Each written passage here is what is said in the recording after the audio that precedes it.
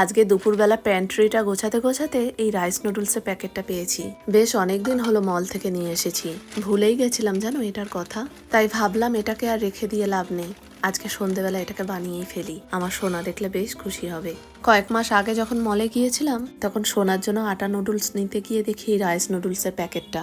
ভাবলাম আগে তো কখনো খাওয়া হয়নি, কেমন খেতে জানিও না, তাহলে একটা নিয়েই যাই। নুডলসটা আমরা যেভাবে তৈরি করে খাই এর তৈরির পদ্ধতিটাও ঠিক ওরকমই। রাইস নুডলসটাকে বয়েল করার আগে শুধু আধা ঘন্টা জলে ভিজিয়ে রাখতে হবে। আধা ঘন্টা বাদে দেখলাম কালারটা যখন চেঞ্জ হয়ে গেছে, মানে একটু সাদা মতন, তখন বয়েলের জন্য কড়াই দিয়ে দিয়েছিলাম। এটা তৈরি করতে গিয়ে একটা ভুল আমার হয়েছে জানো। তোমরা কখনো যদি এই নুডলসটা তৈরি করো তাহলে মনে করে পরিমাণের চেয়ে একটু বেশি জল দেবে, আর অবশ্যই মনে করে 1 থেকে 2 চামচ রিফাইন্ড অয়েল দেবে।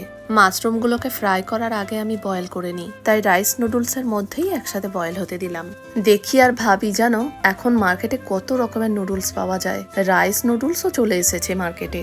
আমরা যখন ছোট ছিলাম তখন চাউমিন ছাড়া কিছুই পাওয়া যেত না, আর এখন সন্ধ্যেবেলার টিফিনে কত অপশন। আজকে রাইস নুডলসটা আমি ইন্দো চাইনিজ স্টাইলে বানাবো, সেই জন্য আমি গাজর, ক্যাপসিকাম, টমেটো, বিনস আর মাশরুম নিয়েছি। দিয়ে দিলাম লবণ, গোলমরিচ আর 2 রকমের সস। রাইস নুডলসটা চিলি চিকেনের সাথেও খুব ভালো মানায়। চিলি চিকেনটা তো বানানো হয়নি, তাই এটাকে আজকে আমরা শুধুই খাবো। দাঁড়াও, এবার এটাকে ভালো করে একটু মিক্স করে ফেলি।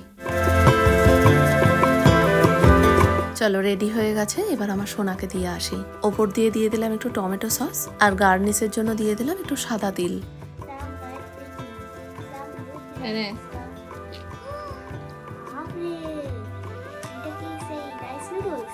রাইস নুডলস খেয়ে দেখ কেমন হয়েছে। গরম কিন্তু, একটু একটু করে খাও। তাহলে চলো আজকের মতন এখানেই ভ্লগটাকে শেষ করছি। আমার এই মিনি ভ্লগটা তোমাদের কেমন লাগলো অবশ্যই কিন্তু কমেন্টে জানিও।